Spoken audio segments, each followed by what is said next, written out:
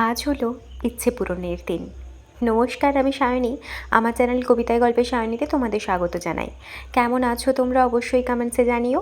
সকালবেলা এরম ঢেকে ঢুকে পড়াতে গেছি, কারণটা এই যে প্রচণ্ড কুয়াশা হয়েছে।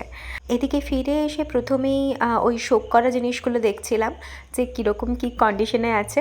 তারপর মেথি মৌরি জলটা নিয়ে একটুখানি গরম করেছি হালকা করে।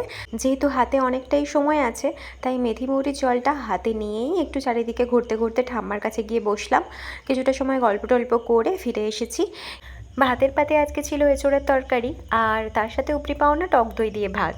তো চলো খেয়ে দিয়ে রেডি হওয়া যাক। রেডি হয়ে এবার বেরিয়ে যাওয়ার সময় দেখলাম যে বাবা ফিরেছে, তো বাবার সাথে চলে গেলাম স্ট্যান্ড পর্যন্ত। আর সেরকমভাবে কোনো ক্লিপসই নেওয়া হয়নি। কলেজে কাজের ফাঁকে 1 কাপ কফি খেয়েছিলাম, আর তার সাথে এই যে বারবন। আজকে ভাই বেশ কয়েকটা কাজ নিয়ে বেরিয়েছে। ফর্ম ফিল আপের কাজটা যদিও কমপ্লিট হয়নি, তারপর থেকে আমিও সঙ্গী হলাম। তো চলো এবার যাওয়া যাক।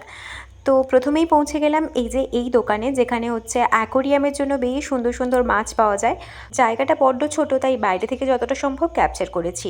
আর কি কি মাছ কেনা হয়েছে সেটা না হয় অন্য কোনো একটা ভিডিওতে দেখাবো বাড়ির অ্যাকোরিয়ামে। এই যে এই পিচ্চি দুটো ঘুমোচ্ছিল, কানের কাছে ঘ্যান ঘ্যান করে ওদের ঘুম ভাঙিয়েছি। তারপর গেছিলাম মেডিসিন দোকানে, মেডিসিনটাও পাওয়া যায়নি, কিন্তু দুজনে মিলে একটু আইসক্রিম পার্টি হয়েছে আমাদের। চলো এইবার যাওয়া যাক আমার কাজে। একখান বাহন কিনবো।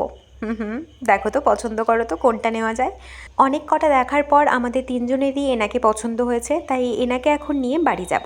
তার আগে সার্ভিসিং ছিল, তাই অনেকটা সন্ধে হয়েছে, প্রায় কাছাকাছি 7:30 বাজে। চলো এবার বাড়ি যাওয়া যাক। দেখেছো কেমন জ্বালাতে পারি। মুখের হাসি তো ধরছেই না। ডিনার করে আজকের পক্ষী রানীর সাথে আলাপ করিয়ে আজকের ভিডিওটা এখানেই শেষ করলাম। এলাম।